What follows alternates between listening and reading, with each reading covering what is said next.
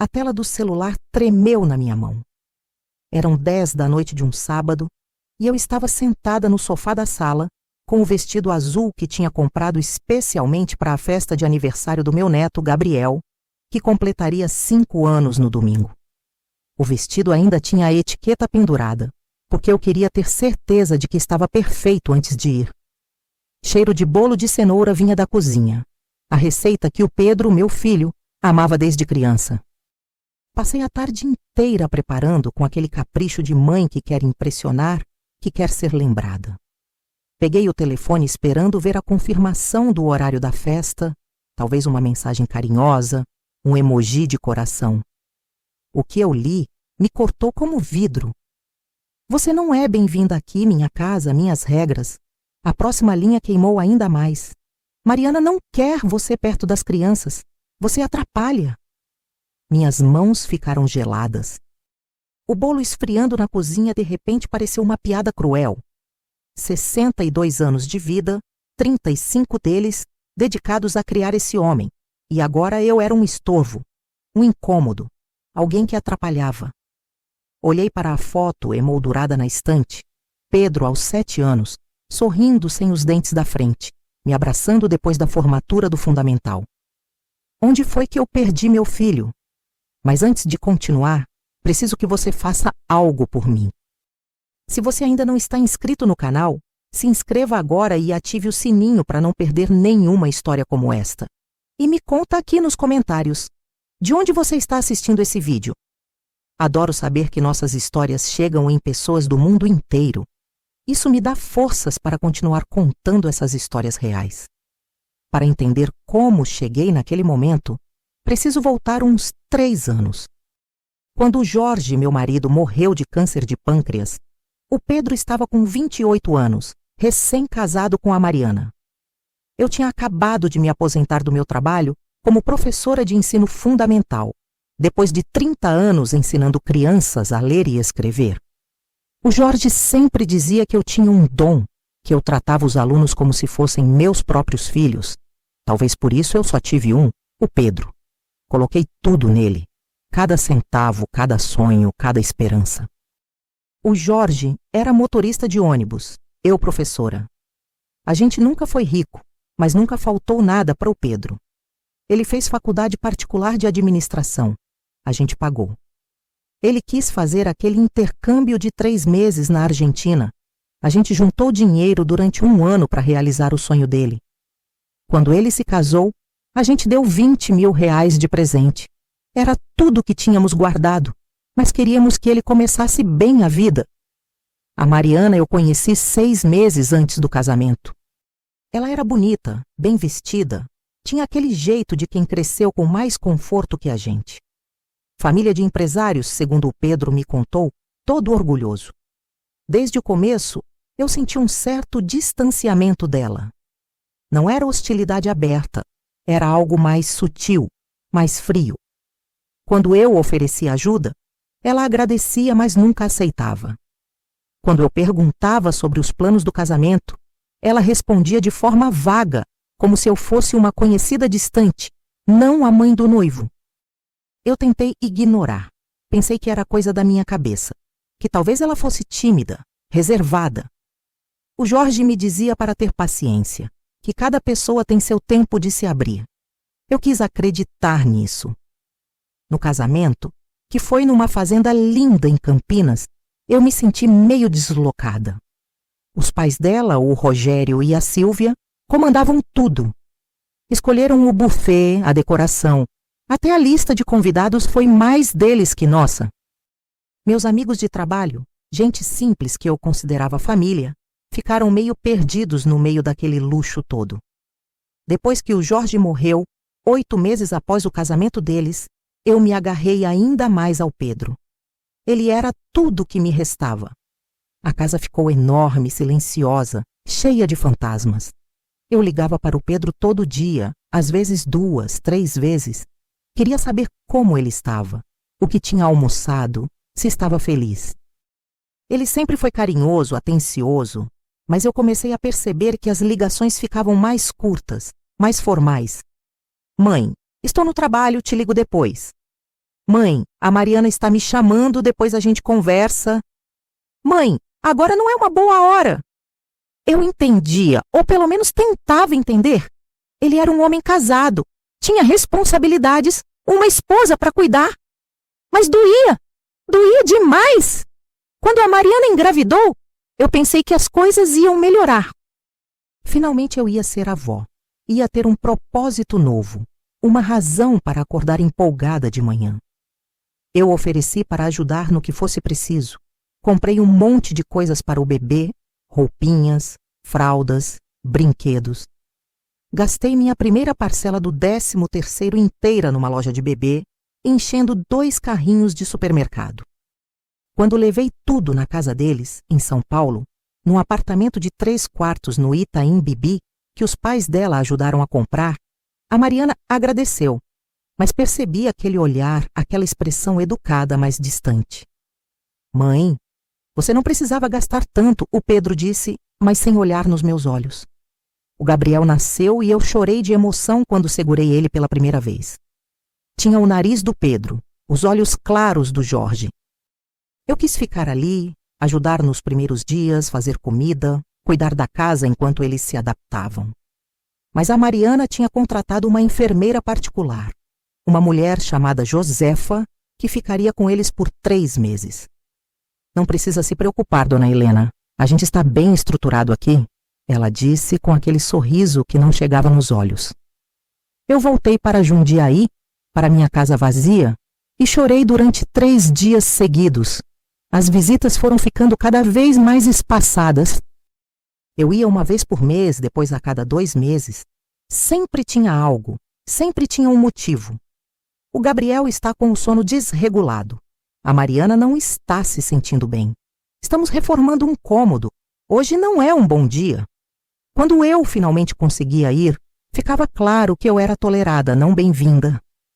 A Mariana me tratava com educação fria, oferecia café, mas ficava de pé na cozinha sem sentar para conversar. O Pedro parecia tenso, dividido, como se estivesse num campo de batalha invisível. Então chegou aquela mensagem, naquele sábado à noite. A mensagem que mudou tudo. Você não é bem-vinda aqui, minha casa, minhas regras. Mariana não quer você perto das crianças. Você atrapalha. Eu li e reli umas 10 vezes como se as palavras fossem mudar de significado, como se fosse um erro, um engano. Mas não era. Era meu filho me dizendo que eu não era bem-vinda na vida dele, que eu atrapalhava. A palavra ecoava na minha cabeça. Atrapalha, atrapalha, atrapalha. Eu que passei noites em claro quando ele tinha febre. Eu que vendi a minha única joia, um anel de ouro que era da minha mãe, para pagar o cursinho dele.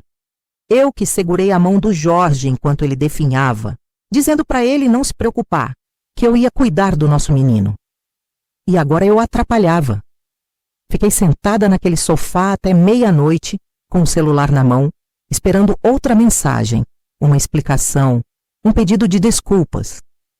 Nada veio. Só o silêncio frio de quem fecha uma porta na sua cara. Fui dormir, mas não consegui. Fiquei olhando para o teto, sentindo um buraco se abrir no meu peito. Um buraco tão grande que eu tinha certeza que ia me engolir. No domingo de manhã acordei com os olhos inchados e uma decisão tomada. Não ia ligar, não ia implorar, não ia me humilhar. Se eu era um estorvo, se eu atrapalhava, então eu ia sair do caminho, completamente. Liguei para a Sônia, minha melhor amiga há 40 anos, professora aposentada como eu, e desabafei. Ela ficou chocada, revoltada. Disse que o Pedro estava sendo manipulado, que a Mariana era uma interesseira que queria afastar ele da família para ter controle total. Sônia sempre foi mais explosiva que eu, mais direta. Ela me conhecia desde os 20 anos, tinha visto o Pedro crescer, considerava ele como um sobrinho. Helena, você não pode deixar barato, ela disse. Mas eu não queria vingança.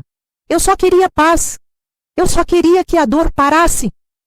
Passei o domingo inteiro na cama, sem comer, sem sair. Segunda-feira me acordei diferente. Não era raiva exatamente. Era clareza. uma clareza fria, cristalina, assustadora. Eu lembrei de uma coisa: o seguro de vida. O Jorge tinha feito 2 seguros de vida quando o Pedro nasceu. Um pequeno, de R$100 mil, que eu já tinha usado para pagar as dívidas quando ele morreu. E um grande, de R$500 mil, que ele tinha feito 10 anos depois, quando foi promovido a supervisor da garagem de ônibus. O beneficiário sempre foi o Pedro. Sempre. Era o jeito do Jorge garantir que, se alguma coisa acontecesse comigo, nosso filho estaria protegido, seguro, sem precisar de nada. Eu nunca tinha pensado em mudar isso.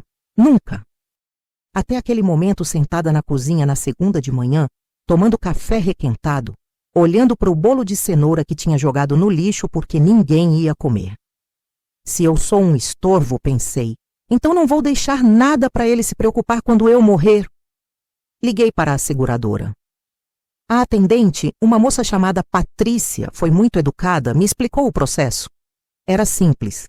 Eu precisava ir pessoalmente com documento e assinar alguns papéis. Marquei para terça-feira de manhã. Ela perguntou quem seria o novo beneficiário. Eu fiquei em silêncio por uns segundos. Vou pensar. E te aviso lá, eu disse. Terça-feira, acordei cedo, me arrumei, coloquei uma calça jeans e uma blusa branca, prendi o cabelo. Olhei no espelho e vi uma mulher cansada, machucada, mas decidida. Dirigi até o centro de Jundiaí. Estacionei perto da agência da seguradora. Entrei, fui atendida, assinei os papéis. Quando ela perguntou novamente quem seria o beneficiário, eu disse sem hesitar: Instituto de Apoio à Criança com Câncer de Jundiaí. Era uma instituição que eu conhecia, que fazia um trabalho lindo, que ajudava famílias pobres com crianças doentes. Famílias como a minha tinha sido. Patrícia pareceu surpresa, mas não questionou. Anotou, digitou, me fez assinar mais 2 documentos. Pronto, dona Helena, está tudo alterado. O senhor Pedro não é mais beneficiário. Ouvi aquilo e senti uma pontada no peito. Mas, ao mesmo tempo, senti um alívio estranho.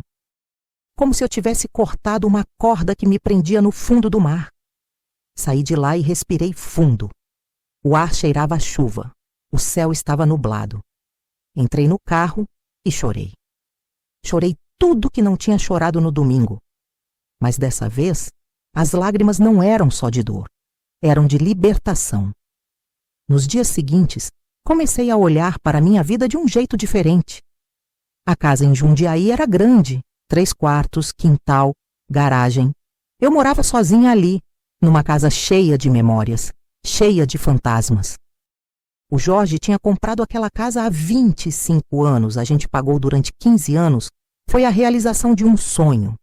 Mas agora ela era grande demais, vazia demais, triste demais. Pensei em vender, pensei em me mudar, pensei em recomeçar. Fui até o quarto que tinha sido do Pedro, que eu mantinha exatamente do jeito que ele deixou quando saiu de casa, aos 23 anos. Pôsteres de bandas de rock na parede, uma estante cheia de livros de administração e economia, a cama de solteiro com o edredom azul.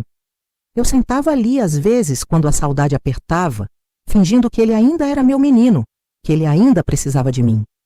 Mas ele não precisava mais. Ele tinha deixado isso muito claro. Comecei a tirar as coisas, os pôsteres, os livros, as roupas velhas que estavam no armário. Coloquei tudo em caixas, ia doar. Ia me livrar. Ia esvaziar aquele quarto e transformar em outra coisa. Em qualquer outra coisa que não fosse um santuário da dor. Foi aí que encontrei. No fundo do armário, numa caixa de sapatos empoeirada, tinha um envelope. Abri. Dentro, uma escritura. A escritura do apartamento onde o Pedro morava com a Mariana e o Gabriel. Eu tinha esquecido completamente. Quando eles casaram, e o Pedro me contou que os pais da Mariana iam ajudar a comprar um apartamento, eu quis participar também. Não tinha muito, mas tinha a indenização do Jorge, R$100 mil que eu tinha guardado religiosamente. Ofereci para o Pedro. Ele hesitou, disse que não precisava, que eu devia guardar para mim. Mas eu insisti tanto que ele aceitou. Com o dinheiro que eu dei, mais o que os pais da Mariana deram, eles compraram aquele apartamento lindo no Itaim Bibi. Na época, o corretor sugeriu que, já que eu estava contribuindo com uma parte significativa, eu poderia entrar como coproprietária. Eles pensaram, conversaram, e o Pedro achou justo. Afinal, era quase metade do valor total. A Mariana não gostou muito, eu percebi, mas não tinha como argumentar. O apartamento foi comprado em nome dos três, Pedro, Mariana e Helena. 50% para o casal, 50% para mim. Eu nunca liguei para isso, nunca mencionei, nunca usei como argumento. Para mim era a casa do meu filho. Pronto. Mas agora, segurando aquela escritura na mão, eu entendi. Eu tinha poder. Eu tinha controle. Eu tinha uma carta que eles nem imaginavam que eu fosse jogar. Sentei na cama do antigo quarto do Pedro e li a escritura inteira. Cada parágrafo, cada cláusula. Eu tinha direito a 50% do imóvel. Eu podia vender minha parte. Eu podia exigir a venda total. Eu podia fazer muita coisa. Meu coração acelerou. Não era raiva. Era algo diferente. Era a sensação de que eu não era invisível. De que eu não era um estorvo. De que eu tinha importância, mesmo que eles não quisessem reconhecer. Peguei o telefone e liguei para o Dr. Mário, um advogado que tinha sido pai de aluno meu há muitos anos. A gente mantinha contato. Ele sempre me consultava sobre educação para os filhos dele. Dr. Mário, preciso de uma consulta. Quero entender meus direitos sobre um imóvel. Ele me atendeu no dia seguinte. Fui até o escritório dele no centro de Jundiaí, levei a escritura. Ele leu com atenção, ajustou os óculos, me olhou com uma expressão séria. Dona Helena, a senhora tem direito a 50% desse imóvel. A senhora pode requerer a venda judicial, pode vender sua parte, pode até exigir que eles comprem sua parte pelo valor de mercado. Engoli seco. E se eles não quiserem comprar? Ele suspirou. Aí a senhora pode pedir a venda judicial. O juiz ordena que o imóvel seja vendido e o valor dividido. Eu fiquei em silêncio. Eles vão perder a casa? Ele me olhou nos olhos. Se não tiverem como comprar sua parte, sim. Mas, dona Helena, a senhora tem certeza que quer fazer isso? Eu saí do escritório do Dr. Mário com a cabeça girando. Tinha certeza? Não. Mas tinha clareza. Clareza de que eu não podia continuar sendo tratada como um nada, como alguém descartável, como um estorvo. O Jorge não me criou para ser invisível. Eu não passei a vida toda ensinando crianças a ter dignidade para não ter a minha própria. Voltei para casa e comecei a pesquisar. Quanto valia um apartamento de 3 quartos no Itaim Bibi? Os valores me chocaram. 1,5 milhão, 2 milhões. Depende do andar, da vista, do estado. O apartamento deles era bom, 10º andar, vista para um parque. Devia valer uns 1.800.000. Metade disso era 900 mil reais. 900 mil reais que eram meus por direito. Mas eu não queria esse dinheiro para mim. Eu queria outra coisa. Eu queria que eles entendessem. Entendessem que ações têm consequências. Que você não pode tratar as pessoas como lixo e esperar que elas aceitem quietas. Que mães também têm limites. Passei aquela noite pensando, planejando. O Pedro e a Mariana tinham viajado. Eu sabia disso porque a Sônia tinha visto o story da Mariana no Instagram. Eles estavam em Búzios, num resort de luxo, comemorando o aniversário de casamento. 3 dias, quinta a domingo. Levaram o Gabriel e deixaram a babá, uma moça chamada Jéssica, cuidando da casa e do cachorro deles, um Golden Retriever chamado Max. 3 dias. Eu tinha 3 dias para fazer o que precisava fazer. Na quinta de manhã liguei para a Jéssica. Ela me conhecia, eu já tinha conversado com ela algumas vezes quando visitava. Oi, Jéssica, aqui é a dona Helena, mãe do Pedro. Tudo bem? Ela ficou surpresa, mas simpática. Tudo sim, dona Helena. Eles viajaram, mas o Max está bem. A casa está tudo certo. Eu sei, querida. É justamente por isso que estou ligando. Preciso pegar alguns documentos importantes que deixei aí na última vez que fui. Pode ser hoje à tarde? Ela hesitou um segundo. Claro, dona Helena. Que horas a senhora quer vir? Umas 3 da tarde está bom para você? Perfeito. Desliguei e respirei fundo. Primeiro passo dado. Peguei o carro e dirigi até São Paulo. O trânsito estava pesado, como sempre, mas eu não estava com pressa. Cheguei lá pelas 3h15. Jéssica me recebeu na porta, o Max latindo animado ao fundo. Entrei, pedi um copo de água, conversei um pouco com ela sobre como estava sendo cuidar da casa. Ela era jovem, uns 23 anos, estudante de pedagogia. Falamos sobre educação, sobre crianças.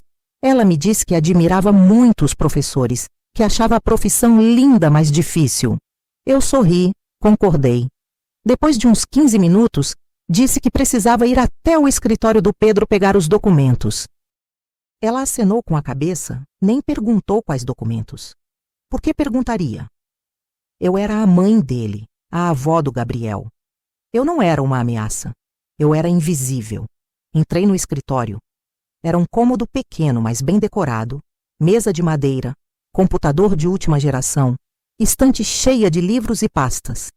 Sentei na cadeira dele. Olhei ao redor. Fotos nas paredes. Pedro e Mariana na lua de mel em Santorini. Pedro e Mariana no casamento, cortando o bolo. Pedro, Mariana e Gabriel, numa sessão de fotos profissional num estúdio. Os 3 sorrindo, perfeitos, felizes. Eu não estava em nenhuma foto. Nenhuma única. Abri as gavetas devagar. Pastas de trabalho, documentos de imposto de renda, extratos bancários. E então encontrei uma pasta vermelha com a etiqueta imóveis. Abri. Dentro, todos os documentos do apartamento. Contrato de compra, escritura, comprovantes de pagamento de IPTU, tudo. E algo mais.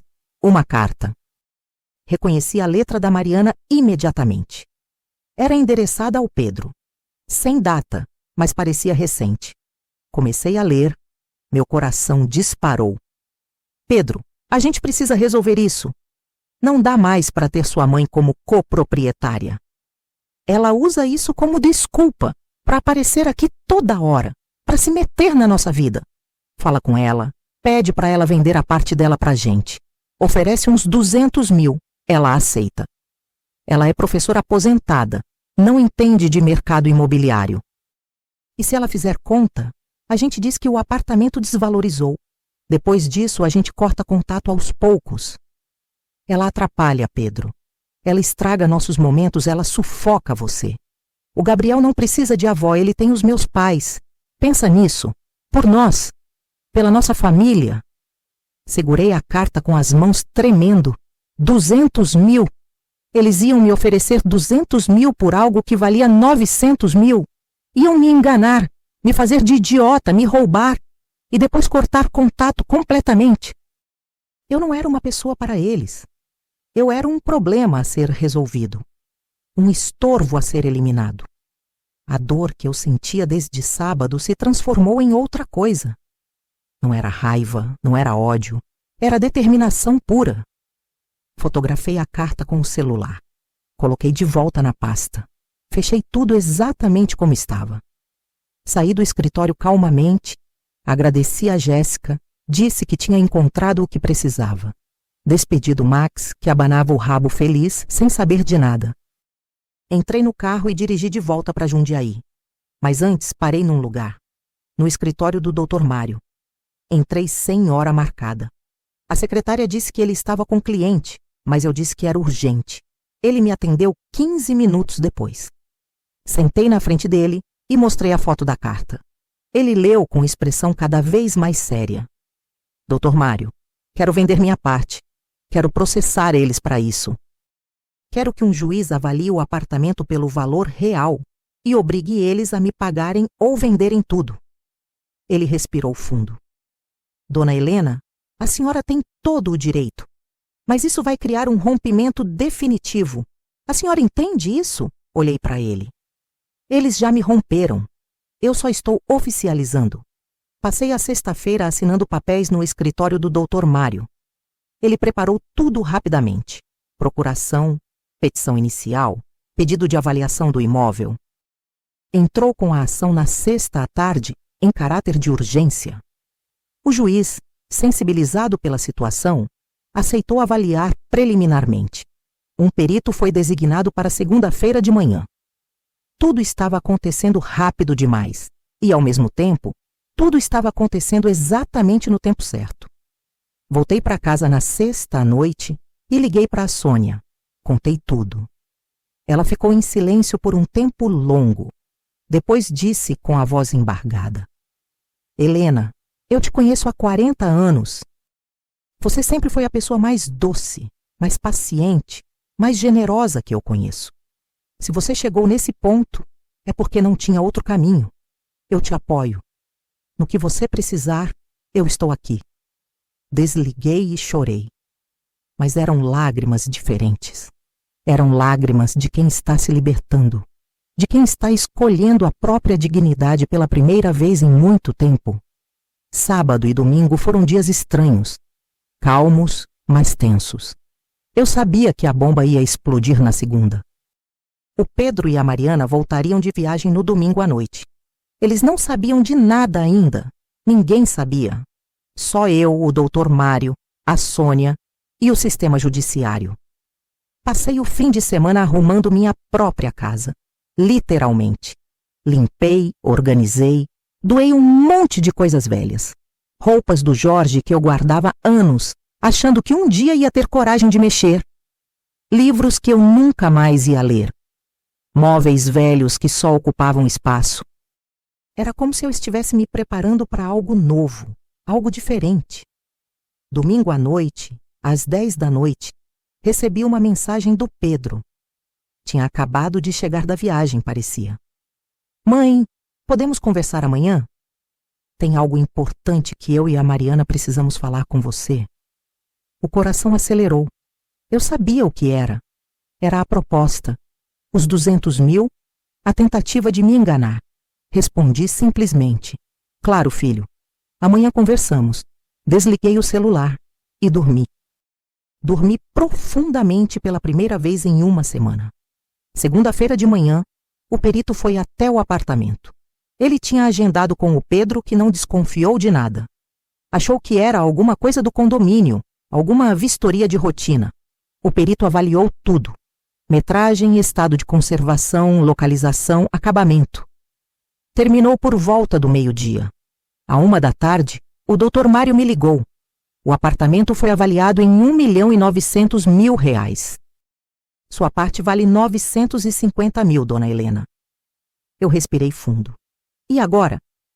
Agora a gente notifica eles oficialmente. Vão receber a intimação judicial ainda hoje. Eles têm 30 dias para comprar sua parte pelo valor avaliado ou o juiz autoriza a venda judicial.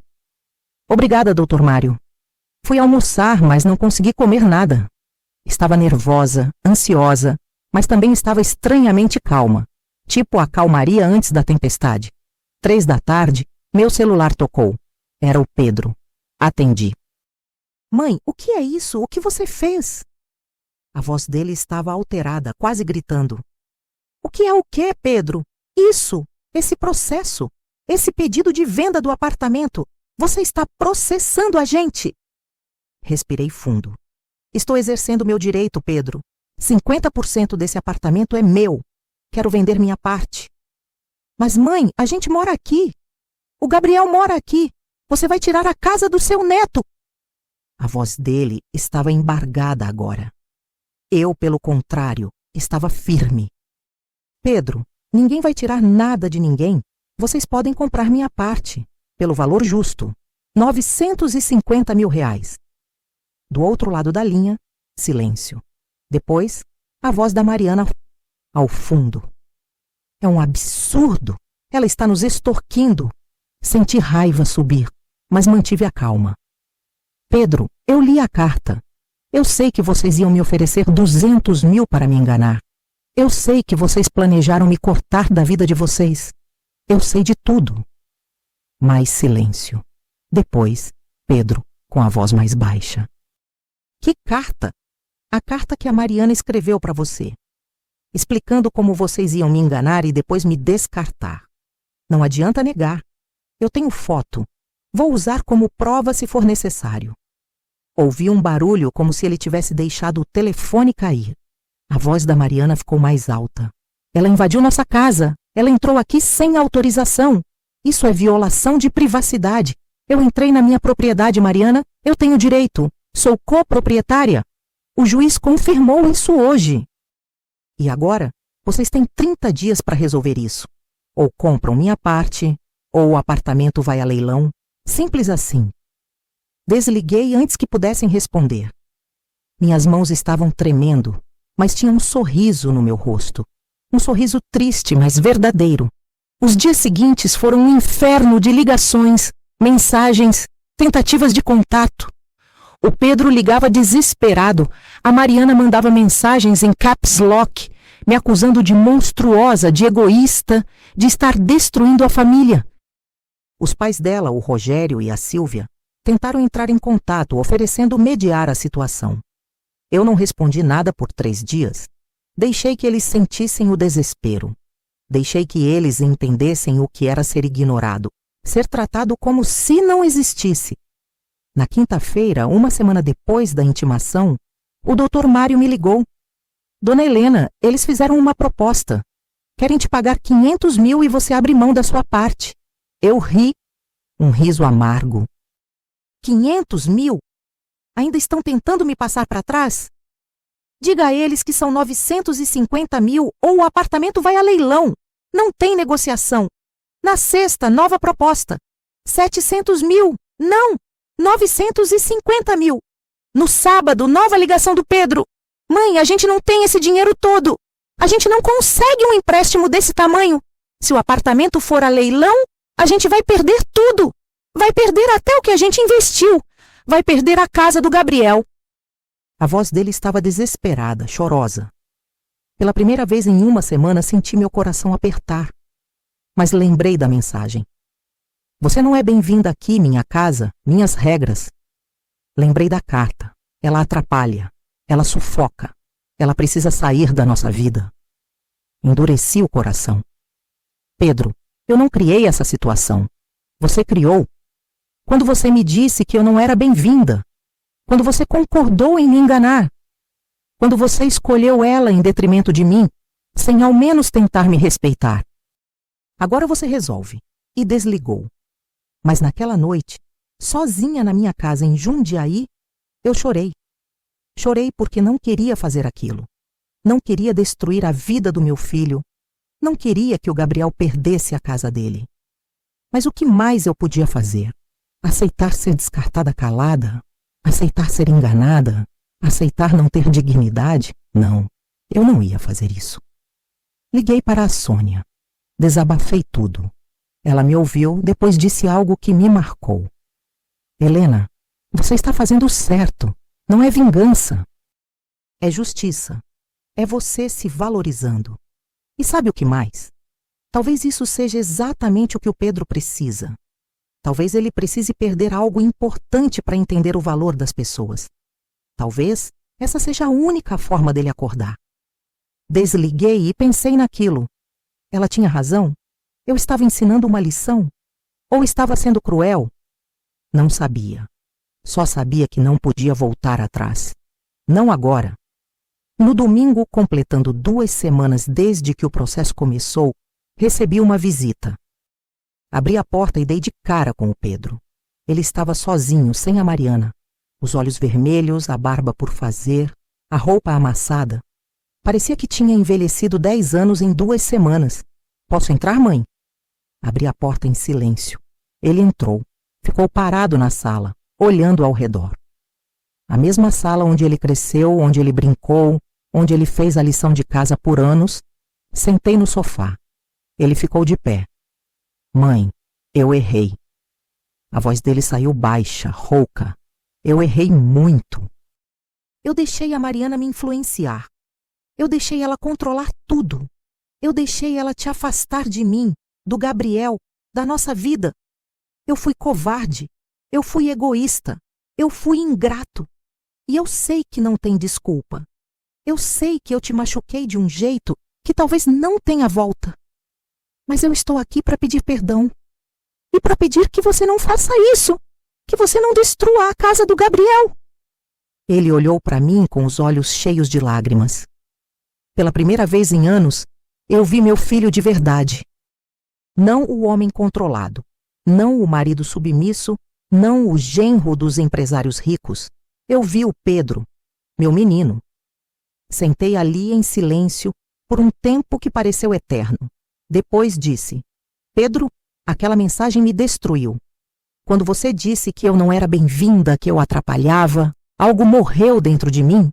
E quando eu li aquela carta, quando eu vi que vocês iam me enganar, tirar o pouco que me restava, eu percebi que eu não era nada para vocês. Eu era um estorvo, um problema. Algo a ser resolvido e descartado. Você entende o que isso fez comigo? Ele balançou a cabeça soluçando. Eu entendo, mãe. Eu entendo. E eu não tenho desculpa. Só tenho vergonha. Levantei do sofá. Caminhei até a janela. Olhei para o quintal, onde o Jorge plantou aquela jabuticabeira que agora dava frutos todo o ano. Pedro, você é meu único filho. Eu te amo mais que a minha própria vida. Sempre amei, sempre vou amar. Mas eu não posso aceitar ser tratada como lixo. Eu não posso aceitar ser invisível. Se eu voltar atrás agora, se eu perdoar tudo e fingir que nada aconteceu, você vai aprender alguma coisa. A Mariana vai aprender? Ou vocês vão continuar me tratando do mesmo jeito, achando que eu aceito qualquer coisa porque sou mãe? Ele ficou em silêncio. Não sabia o que responder, porque a resposta era óbvia. Virei para ele. Vou fazer o seguinte. Vou dar a vocês uma chance. Uma única chance. Vocês têm o prazo de 30 dias que o juiz deu. Usem esse tempo para conseguir o dinheiro. 950 mil. Eu sei que é muito, eu sei que é difícil. Mas é o justo, é o valor real da minha parte. Se vocês conseguirem, eu vendo para vocês e a gente esquece isso. Se não conseguirem, o apartamento vai a leilão e cada um segue sua vida. Mas tem uma condição. Você precisa fazer terapia. Você e a Mariana. Juntos e separados. Vocês precisam entender o que fizeram, por que fizeram e como vão fazer para nunca mais fazer isso com ninguém. Se vocês fizerem isso, se vocês me mostrarem que estão tentando mudar de verdade, aí a gente conversa sobre reconstruir nossa relação. Aos poucos, com respeito, com limites, do jeito certo. Pedro me olhou com uma expressão de surpresa e esperança. Você faria isso, mãe? Você nos daria uma chance? Olhei para ele. Eu não estou fazendo isso por você, Pedro. Estou fazendo por mim, porque eu ainda tenho esperança. Esperança de que o menino que eu criei ainda está aí dentro. E esperança de que eu ainda posso ter uma relação saudável com meu filho e meu neto. Mas não vai ser do jeito que era antes. Nunca mais. Ele assentiu, enxugou as lágrimas. Obrigado, mãe. A gente vai conseguir o dinheiro. A gente vai fazer a terapia. A gente vai mudar. Eu prometo. Promessas não significam nada, Pedro. Ações significam. Ele concordou com a cabeça e foi embora. Fechei a porta e respirei fundo. Será que eu fiz a coisa certa? Será que eu devia ter perdoado assim, de primeira? Não sabia. Mas sabia que tinha colocado limites. E limites eram algo que eu nunca tinha tido coragem de colocar antes. Nos dias seguintes, comecei a perceber mudanças. Pequenas, sutis, mas reais. O Pedro começou a me mandar mensagens de bom dia, coisa que ele não fazia há anos. Começou a ligar para perguntar como eu estava, sem pressa, sem a voz tensa. Começou a me enviar fotos do Gabriel, espontaneamente, sem eu pedir. A Mariana não entrou em contato diretamente, mas parou com as mensagens agressivas. O silêncio dela era mais eloquente que 1000 palavras. 2 semanas depois, o Pedro me ligou. Mãe, a gente conseguiu o dinheiro. Meu coração acelerou. Como? Meus pais emprestaram parte. O pai da Mariana emprestou outra parte. A gente pegou um empréstimo bancário para o resto. Vai ser apertado, vamos ter que cortar muita coisa, mas a gente conseguiu. Senti um misto de alívio e tristeza. Eu não queria que eles passassem dificuldades, mas ao mesmo tempo sabia que era necessário, que eles precisavam entender que ações têm consequências. E a terapia? Começamos semana passada, eu, a Mariana e o terapeuta de casal. E eu comecei terapia individual também. Está sendo difícil, mãe, está doendo, mas está sendo necessário. Sorri. Estou orgulhosa de você, Pedro. De verdade. Na semana seguinte, fomos todos ao cartório. Pedro, Mariana, eu, o Dr. Mário e os advogados deles. Assinamos a escritura de venda. R$ 950 mil foram transferidos para minha conta. Eu assinei, passei a propriedade total para eles. Saímos do cartório em silêncio. Na rua, a Mariana me olhou. Pela primeira vez, sem raiva, sem desprezo. Só cansaço e algo que parecia vergonha.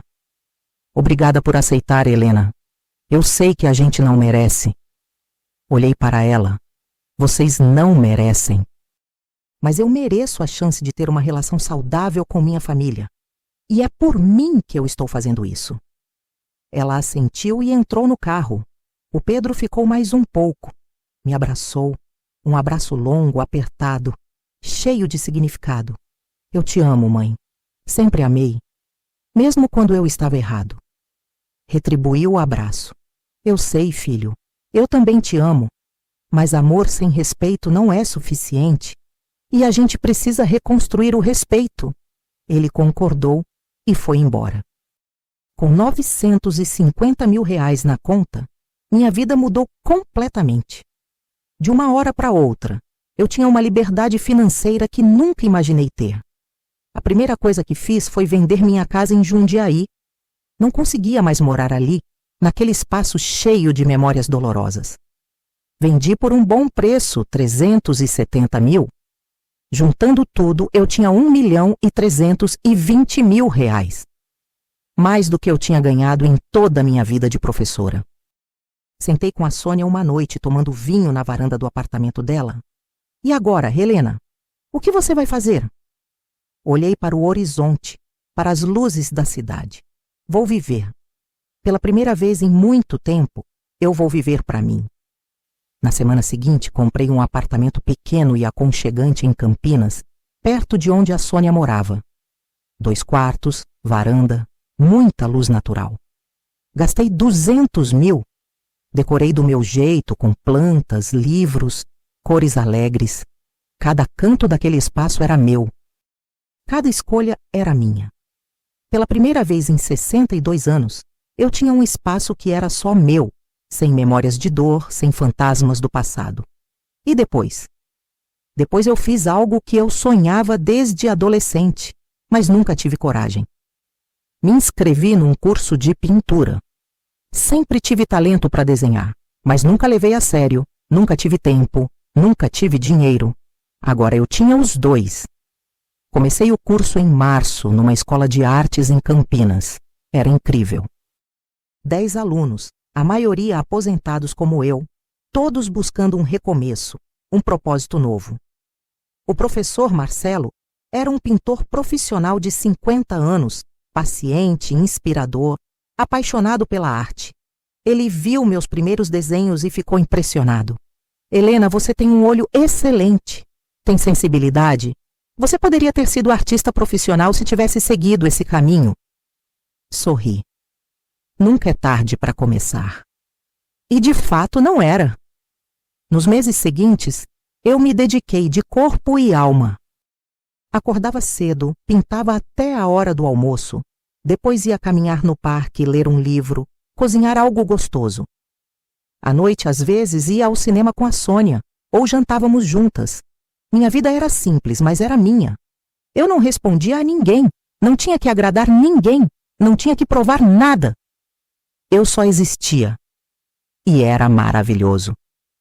Em junho, fiz minha primeira exposição coletiva, numa galeria pequena no centro de Campinas, com outros 10 artistas do curso. Eu tinha 3 telas expostas. Uma era um retrato do Jorge, pintado de memória, com aquele sorriso doce que ele tinha. Outra era uma paisagem abstrata, cheia de cores fortes e emocionais. A terceira era o Pedro criança, correndo num campo de girassóis. No dia da abertura eu estava nervosa. E se ninguém gostasse? E se fosse um fracasso? Mas quando entrei na galeria, fiquei sem palavras.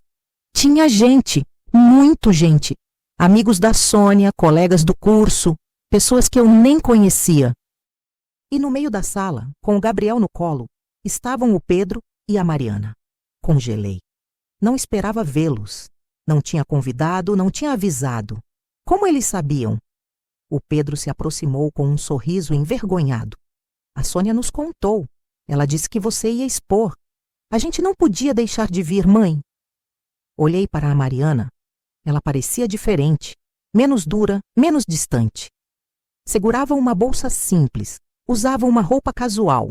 Nada daquele luxo ostensivo que ela sempre gostou. Ela olhou para minhas pinturas, especialmente a do Pedro criança. Os olhos dela encheram de lágrimas. É lindo, Helena. Você tem muito talento. Não sabia o que dizer. Obrigada, foi o que saiu. O Gabriel, agora com 5 anos e meio, esticou as mãos para mim. Vovó! Peguei ele no colo, sentindo o coração derreter. Tinha meses que eu não o via pessoalmente. Ele estava maior, mais esperto, mais lindo. Gostei dos seus desenhos, vovó, principalmente do papai. Beijei a cabeça dele. Obrigada, meu amor. Passamos a noite inteira ali. Eles ficaram até o fim, conversaram com meus amigos, elogiaram meu trabalho.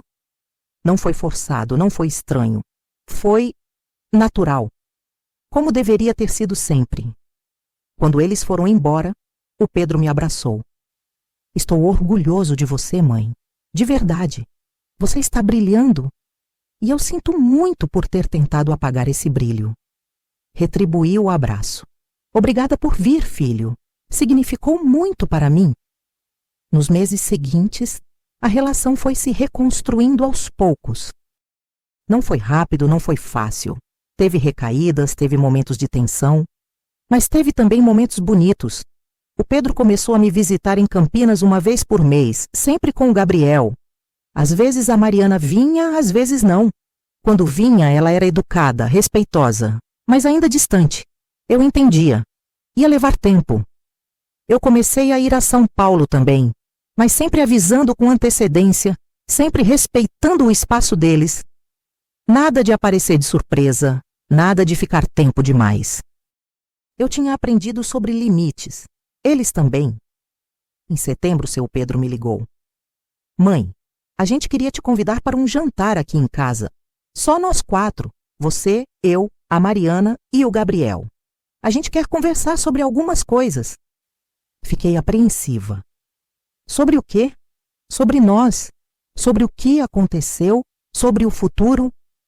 Aceitei. No sábado seguinte, dirigi até São Paulo com o coração apertado. Não sabia o que esperar. Cheguei às 7 da noite. A Mariana abriu a porta. Estava diferente, mais leve, menos maquiada. Ela sorriu.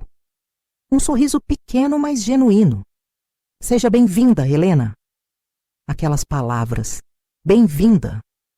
Eu não era bem-vinda há tanto tempo que tinha esquecido como era ouvir isso. Entrei. A mesa estava posta, comida caseira, nada de luxo exagerado. Macarrão à bolonhesa, salada, pão de alho. Simples, gostoso, acolhedor. Jantamos conversando sobre amenidades.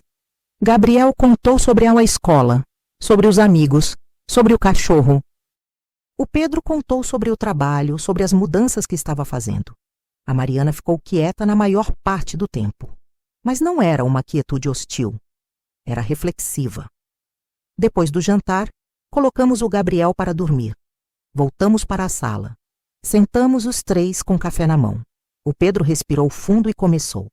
Mãe, a gente está em terapia há 6 meses. E tem sido difícil, muito difícil. A gente está desconstruindo padrões, entendendo de onde vêm nossas atitudes, por que a gente age do jeito que age. E a gente percebeu muita coisa. Ele olhou para a Mariana. Ela continuou. Helena, eu cresci numa família onde afeto era demonstrado com dinheiro, com presentes, com viagens. Meus pais me deram tudo, menos tempo, menos atenção emocional. Eu não sei ser próxima das pessoas. Eu não sei lidar com intimidade. E quando você aparecia com aquele jeito de mãe, de querer participar, de querer estar perto, eu me sentia ameaçada. Eu achava que você ia mostrar para o Pedro que eu não era suficiente, que eu não sabia ser família de verdade. Então, eu te afastei. Eu manipulei o Pedro. Eu fui cruel. E eu sinto muito. A voz dela falhou no final. Ela estava chorando. Fiquei sentada processando aquilo. Não era uma desculpa. Era uma explicação. E talvez fosse o começo de uma mudança real. Mariana, eu entendo que você teve suas razões. Mas você me machucou profundamente. Você tentou me roubar, me descartar, me apagar da vida do meu filho e do meu neto. Isso não é algo que se esquece fácil. Ela balançou a cabeça. Eu sei. E eu não estou pedindo que você esqueça. Só estou pedindo que você me dê a chance de fazer diferente daqui para frente. Olhei para o Pedro. E você? Ele respirou fundo. Eu fui covarde, mãe. Eu deixei a Mariana controlar tudo porque era mais fácil do que enfrentar. Eu não quis ver que eu estava te machucando porque assumir isso doía demais. E quando você reagiu, quando você se impôs, eu fiquei com raiva. Mas a raiva era de mim mesmo, por ter deixado chegar naquele ponto, por ter falhado com você. O que você fez, aquele processo, aquela firmeza, foi a melhor coisa que poderia ter acontecido, porque me acordou, me fez ver que eu estava perdendo a pessoa mais importante da minha vida. E eu não quero perder você, mãe. Eu quero consertar isso do jeito certo. Olhei para os dois. Vocês entenderam uma coisa importante. Mas entender não é suficiente. Precisa de ação, consistência, respeito real, não só palavras bonitas. Eles concordaram em uníssono. Suspirei. Então vamos tentar. Devagar. Com limites claros. Com respeito mútuo. Se vocês escorregarem, se voltarem aos velhos padrões, eu vou me afastar de novo. E dessa vez será definitivo. Entenderam? Entendemos, disseram juntos. Os meses seguintes foram de reconstrução lenta. Visitas regulares, mas não intrusivas. Ligações semanais. Participação em aniversários e datas importantes. Mas com equilíbrio. Eu não era mais a mãe desesperada por atenção. Eu era a mãe que tinha uma vida própria, rica, cheia de significado. E isso mudou tudo. Porque eu não precisava mais deles. Eu queria estar presente, mas não precisava. E essa diferença era tudo. Em dezembro, quase um ano depois do processo, eles me convidaram para passar o Natal com eles. Hesitei. Será que era cedo demais? Mas o Pedro insistiu. Mãe, seria muito importante para a gente. E para o Gabriel. Ele não para de falar de você? Aceitei. Cheguei na véspera de Natal com presentes simples, mas significativos. Uma tela pintada por mim do Max, o cachorro, para o Gabriel. Um quadro abstrato para decorar a sala. Uma carta escrita à mão para o Pedro, contando memórias da infância dele.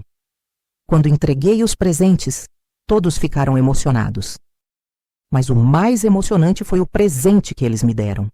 Era uma caixa grande. Abri com cuidado. Dentro, um álbum de fotos. Mas não era um álbum qualquer. Era uma reconstrução. Fotos minhas com o Pedro, algumas que eu nem sabia que existiam. Fotos minhas com o Gabriel, dos poucos momentos que eu tinha conseguido estar perto dele. E fotos novas. Fotos que eles tinham tirado escondido nos últimos meses, de mim pintando, de mim sorrindo, de mim vivendo. Na primeira página, uma dedicatória. Para Helena, a mãe, a avó, a artista, a mulher mais forte que conhecemos. Obrigado por não desistir de nós quando a gente desistiu de você. Te amamos. Chorei. Chorei como não chorava há muito tempo. Eram lágrimas de cura, de perdão, de recomeço. A noite de Natal foi diferente de todas que eu já tinha vivido. Não tinha tensão, não tinha medo de falar a coisa errada, não tinha aquela sensação de estar sobrando.